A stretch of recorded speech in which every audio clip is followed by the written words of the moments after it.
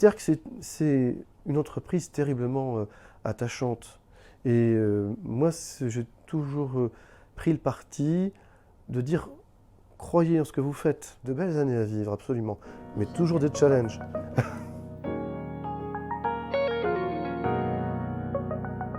Alors, ITERG, sur la période oui, donc 2010 à 2022, si je prends son offre de service a doublé. Donc, son chiffre d'affaires a doublé, son effectif global, groupe ITERG, a doublé. Pour ITERG, à périmètre constant, c'est 50% de croissance sur un métier, on va dire, historique. Donc, c'est quand même des chiffres très significatifs qui ont été en partie donc, dus à la croissance externe, à l'acquisition de plateaux, Léad, Improve, mais à l'extension également de ses capacités originelles en analyse et évidemment en chimie.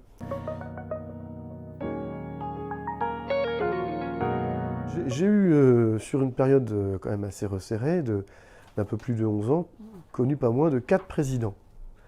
La fin du mandat de Jean-Pierre Legrand, l'arrivée de Georges Vermersch en suivant, puis Jean-Claude Barsac, enfin André Pouzet, qui dirigeait à l'époque l'Interprofession, et enfin Yves Delaine. 4 mandats, des personnalités très différentes, mais toujours très investies, en tout cas à côté du directeur, dans le fait que ITERG, on va dire, porte une mission ambitieuse, reconnue. Donc j'ai eu des relations, je pense, avec chacun d'entre eux, différentes, mais toujours de grande qualité. Donc je les remercie beaucoup pour leur investissement.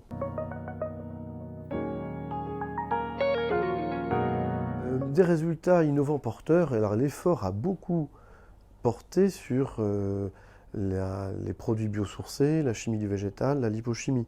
Donc effectivement, il y a eu beaucoup de projets, ça a été extrêmement fécond en termes d'idées, de perspectives, avec quand même des verrous sur les marchés qui sont liés à l'absence de premium écologique, qui fait que les surcoûts engendrés par le fait de travailler sur des produits éco-conçus, faisant appel à des produits naturels, voilà, on avait un vrai challenge pour que le marché puisse donner, on va dire, une possibilité de développement à nos propres idées. On a eu le cas, par exemple, dans le domaine surtout des marchés de niche comme la cosmétique, un certain nombre de beaux succès où on a pu accompagner des entreprises.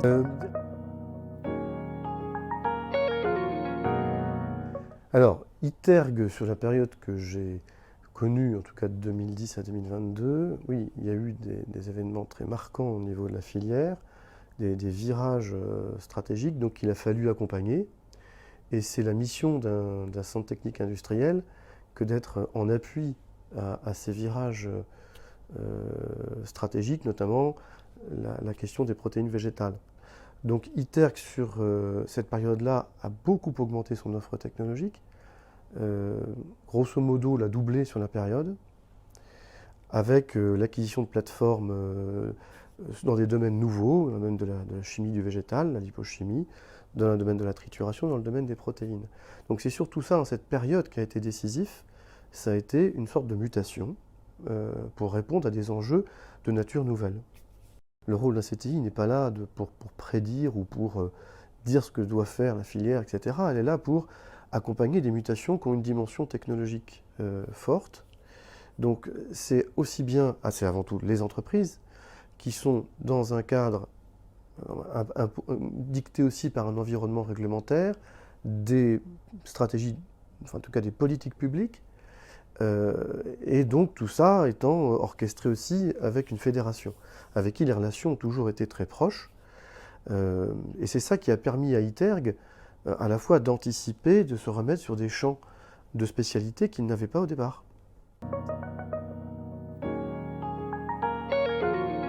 Cette acquisition d'Improve, ça a été, on va dire, un concours de circonstances qui fait qu'on avait un certain nombre de sujets de recherche au travers de la nutrition, par exemple, qui pouvaient déjà traiter des enjeux protéiques, donc on avait mis un pied dedans. Et là, il s'est trouvé que les actionnaires de cette structure ont voulu se désengager. Et pour nous, on a fait preuve, ITERG, une fois encore, d'audace, Donc on a dit, forcément, on est concerné par cette question. On a une plateforme technologique qui est quand même de pointe, et nous, on est un institut technologique. Donc forcément, il y a une carte commune à envisager, et le soutien sans faille du président, Yves Delaine, a été aussi tout à fait décisif, bien sûr, mais on était challengé, et on a réussi à être retenu. C'était un beau succès.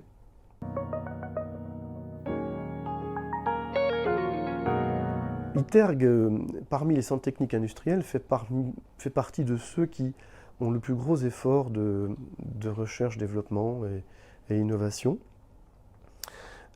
C'est rendu possible aussi par la qualité du réseau dans lesquels les réseaux dans lesquels on s'est toujours inséré. Alors au premier chef, l'Actia, parce qu'on avait dans notre domaine sectoriel agroalimentaire des centres techniques homologues ou dans des compétences très complémentaires, la possibilité d'avancer de concert, de créer des unités mixtes technologiques, des réseaux mixtes technologiques. Et cette animation fait que c'était un réseau également qui crée des opportunités, des perspectives et un ressourcement toujours par le haut. Autre réseau important, j'ai envie de citer bien entendu celui de la région tout simplement, avec les centres techniques dans la région Nouvelle-Aquitaine qui sont nombreux et qui ont beaucoup d'opportunités à apprendre à travailler ensemble sur des sujets qui leur ouvrent des marchés de part et d'autre, parce qu'on a toujours à s'enrichir de la compétence et des spécialités d'autres organismes qui ont à peu près les mêmes missions. On ne peut pas ne pas citer le réseau Carnot, le Carnot LISA, le Carnot 3 Bécart, qui contribuent également à entretenir des relations avec le monde académique d'excellent niveau et faire émerger des idées, en tout cas de lever des verrous scientifiques et technologiques que tout seul on aurait du mal à lever. Enfin, on ne peut pas oublier le réseau des centres techniques industriels, qui est quand même anime par rapport à nos missions de base toutes les questions, on va dire, de notre environnement immédiat, s'assurer qu'on a toujours un dialogue de bonne qualité avec les pouvoirs publics et par rapport à l'environnement, on va dire, réglementaire, législatif.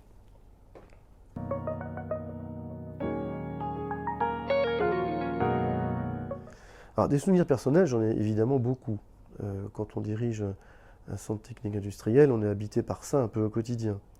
Mais les vraiment très bons souvenirs, c'est sentir l'attachement des personnels, on va dire, à leur centre.